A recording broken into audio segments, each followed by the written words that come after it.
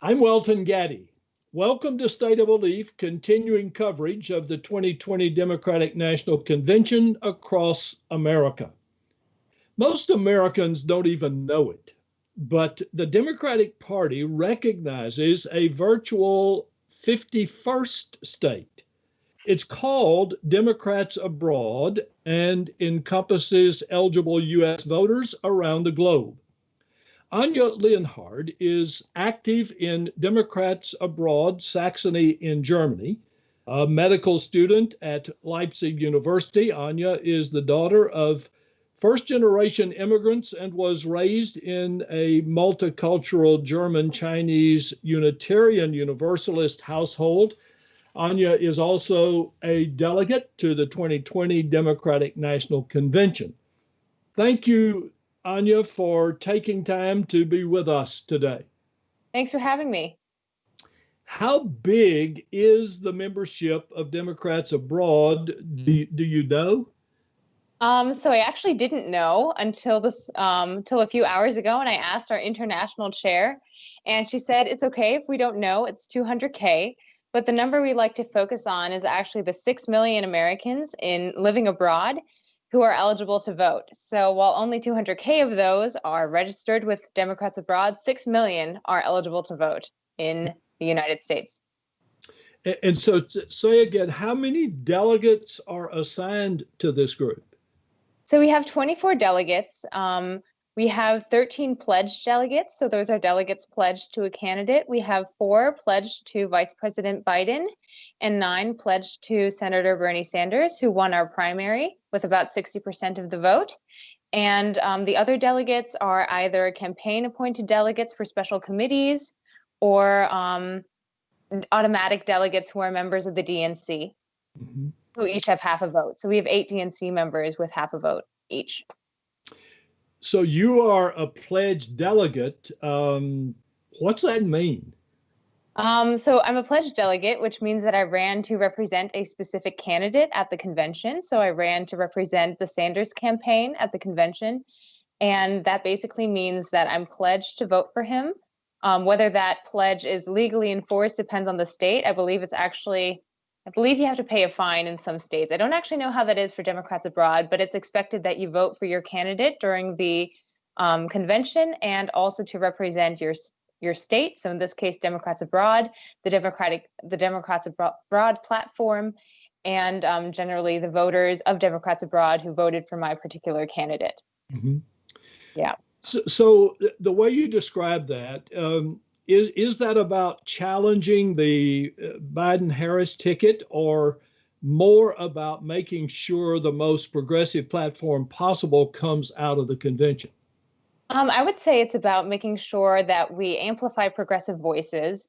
What's particularly important to me is to emphasize that progressive views are still represented by this party.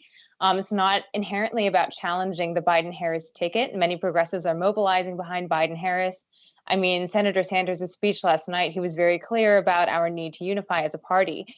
But I think we always have to differentiate between unity and having the same opinion.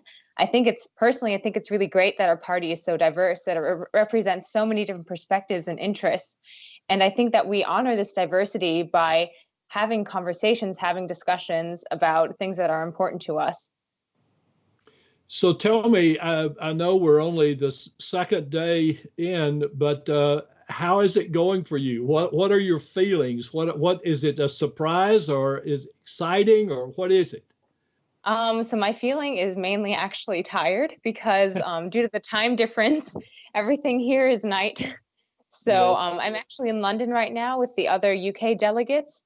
And last night we were just, on the couch watching this online. It was midnight, 1 a.m. So that's, of course, really interesting, just witnessing all of this. Like, it's a historic moment, but I'm just sitting, in someone's home on a couch eating Chinese food. But it's so important. So that's always, that's just like a weird dissonance, when you're witnessing this online convention. And when I got elected, of course, it was kind of obvious that it wouldn't be in person, but everyone was like, oh, what if COVID gets like magically better and then we can go to Milwaukee and have fun? So that's really interesting. But I still think that many of the speeches and many of the moments of last night, some of which I had to watch this morning, to be honest, because I did fall asleep at points. But some of them are still very moving, and I think definitely show like what the narrative of the party will be going forward. I mean, there's a lot of talk about, specifically defeating Trump, but there's also a lot of talk about what our vision is for the United States going forward that I thought was very powerful. Yes, I agree. There is so much enthusiasm among Sanders supporters. I think we're all aware of that.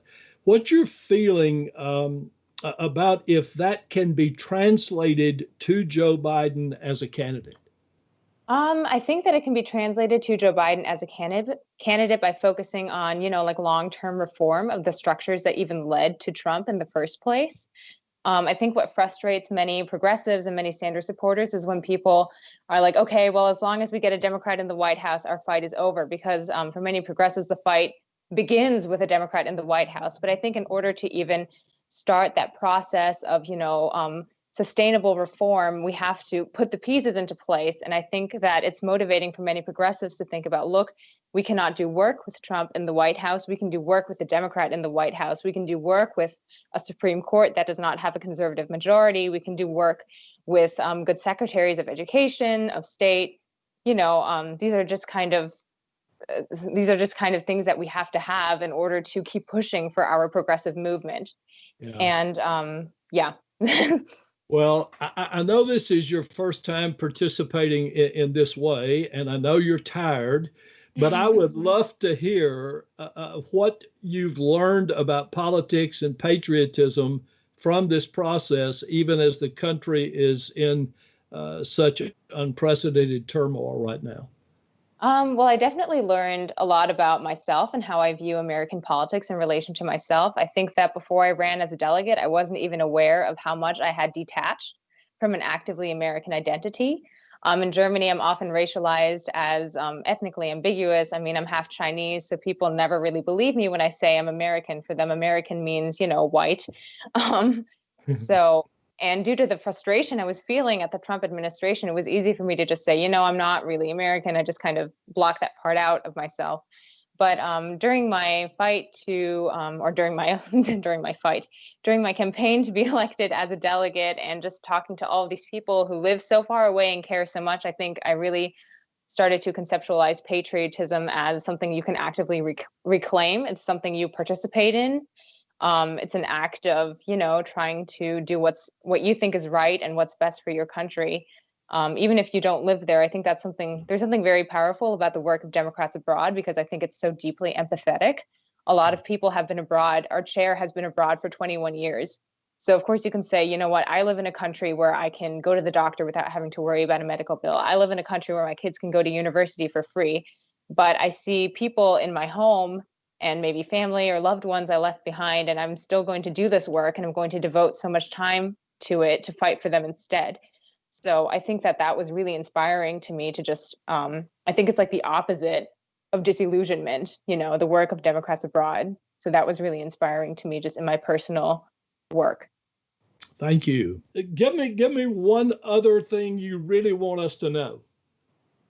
I really want everyone to know that if you are an American citizen living abroad and you are over the age of 18, you are eligible to vote. You can go to votefromabroad.org, that's .org, to request your ballot now or register to vote if you haven't. Thank you so much. Thank you. Anya Leonhard is active in Democrats Abroad, Saxony in Germany, and a pledged Bernie Sanders delegate. She spoke to us from London. Look for more of our convention coverage, including interviews with leaders, activists, and delegates, all week long at stateofbelief.com. I'm Welton Gaddy. Thanks for watching.